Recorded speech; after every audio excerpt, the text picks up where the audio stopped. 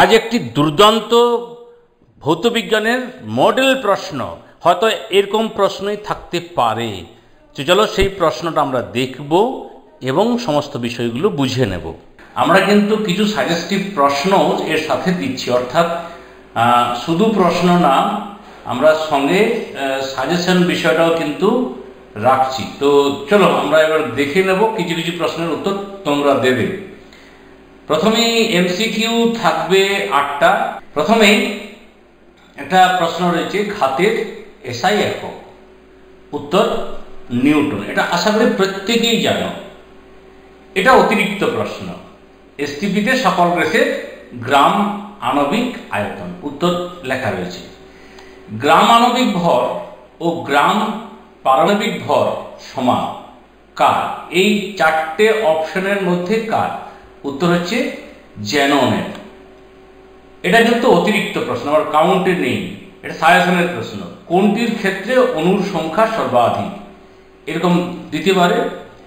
তারপর চাপের একক হলো কি না পাস্কাল।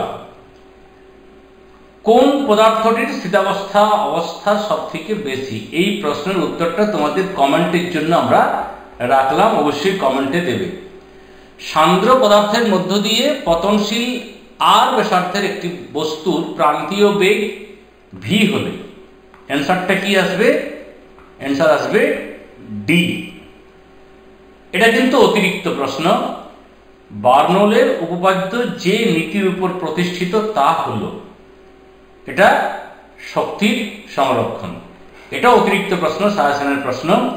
বৃষ্টির ফোঁটা সমবেগে পড়ার কারণ সান্দ্রতা। আমাদের 5 নম্বর প্রশ্ন, উষ্ণতা বৃদ্ধিতে পটাশিয়াম নাইট্রেটের দ্রাব্যতা বৃদ্ধি পায়। কমেন্টে উত্তর দিও ইমালশনের উদাহরণ। এইখানের কোনটি আর কি?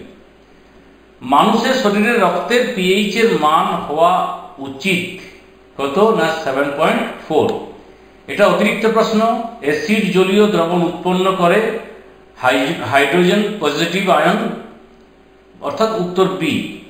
রসায়নের রাজা H2SO4, এটা অতিরিক্ত প্রশ্ন। নিচের কোনটি ক্ষারকীয় অক্সাইড? উত্তর ডি।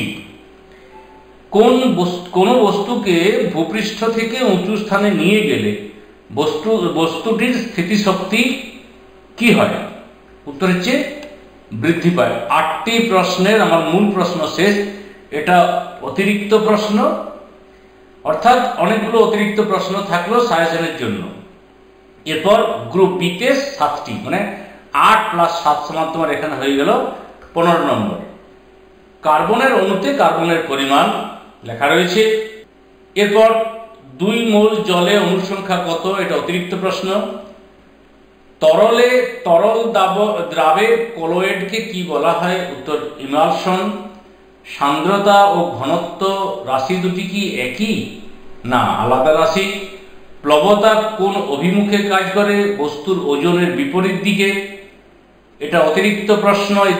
এইগুলো আমরা যেহেতু বলেছি সাজেশন আমরা আলোচনা করছি, ইতিমধ্যে তোমরা নিশ্চয়ই বাংলা ইংরেজি প্রশ্ন দেখেছ, ভূগোল প্রশ্ন দেখেছ। তরলতার মুক্ত পৃষ্ঠের ক্ষেত্রফল সর্বদা বৃদ্ধি করতে চায়, সত্য মিথ্যা নিরূপণ করো। মিথ্যা। এটাও অতিরিক্ত প্রশ্ন। 5 নম্বর প্রশ্নে উষ্ণতা বৃদ্ধিতে দ্রাব্যতা কমে এমন একটি পদার্থের নাম কলিচুন। একটি দ্রবণে পিএইচ এর মান 10, দ্রবণটি আম্লীয় না ক্ষারকীয় না প্রশম? এটা ক্ষারকীয়, নিশ্চয়ই জানো। এটা মানে 7-এর আগে 7-এর পরে এগুলো। সিজিএস পদ্ধতিতে কার্যের পরম একক কি? আর তাহলে আমার 7টি প্রশ্ন এখানে শেষ হল, 15 নম্বর। এরপরে 2 নম্বর মানের 5টি প্রশ্ন, তাহলে 15 × 10 = 25। একটি অণুর প্রকৃত ভর এবং গ্রাম আণবিক ভরের মধ্যে পার্থক্য উল্লেখ করো। প্রশ্নটি করেছেন আমাদের স্কুলের ফিজিক্সের শিক্ষক মহাশয়, তাকে ধন্যবাদ জানাই। গ্যাসের মোলার আয়তন গণনার সময় নির্দিষ্ট উষ্ণতা ও চাপ উল্লেখ করা হয় না কেন? 2 নম্বর দাগের প্রশ্ন, সাইফন কি? এর কার্যপ্রণালী লেখো। অথবা C12 স্কেলে আপেক্ষিক পারমাণবিক ভরের সংজ্ঞা দাও। এটা কিন্তু অতিরিক্ত প্রশ্ন, এই প্রশ্ন দুটো সাজেশনের প্রশ্ন। তারপর দ্রব্যতা কাকে বলে? 30 ডিগ্রি সেন্টিগ্রেড উষ্ণতায় জলে KNO3 দ্রব্যতায় 44 বলতে কি বোঝায়? কেলাসন ও বাষ্পায়ন মধ্যে কোনটি বেশি ভালো প্রক্রিয়া? কারণ সহ লেখো। তারপর 4 নম্বরে জিঙ্কের সাথে NaOH এর বিক্রিয়া সমীকরণ সহ ব্যাখ্যা করো, অথবা আর্হেনিয়াসের তত্ত্ব অনুসারে অ্যাসিডের সংজ্ঞা দাও। এটা অতিরিক্ত প্রশ্ন, ভিন্ন কালিতে যেগুলো রয়েছে সাজেশনের প্রশ্ন। 5 m ভরের গতিশীল বস্তুর গতিশক্তি E হলে দেখাও যে রৈখিক ভরবেগ P সমান √2mE, অথবা 50 কেজি ভরের এক ব্যক্তি 10 সেকেন্ড সময়ে 20টি সিঁড়ির ধাপ উপরে উঠল, প্রত্যেকটি ধাপের উচ্চতা 10 সেমি হলে ওই ব্যক্তির ক্ষমতা কত? এরপর 15 নম্বর, 25 হয়ে গেছে ওদিকে, তাহলে 25 15 40। ক্লোরিনের একটি আইসোটোপ 12C, আইসোটোপের 1/12 ভরের অংশ 35 গুণ ভারী। ক্লোরিনের আইসোটোপের প্রকৃত ভর কত? 2 নম্বর, অ্যাভোগাড্রোর ধ্রুবক কি? অথবা স্থিতিস্থাপক সংক্রান্ত লোকের সূত্রটি লেখো। ইয়ং গুণাঙ্ক কাকে বলে? এটা অতিরিক্ত প্রশ্ন, অন্য কালিতে। 2 নম্বর প্রশ্ন, গ্যাসের মোলার আয়তন কাকে বলে? পারমাণবিক ভর একক কি?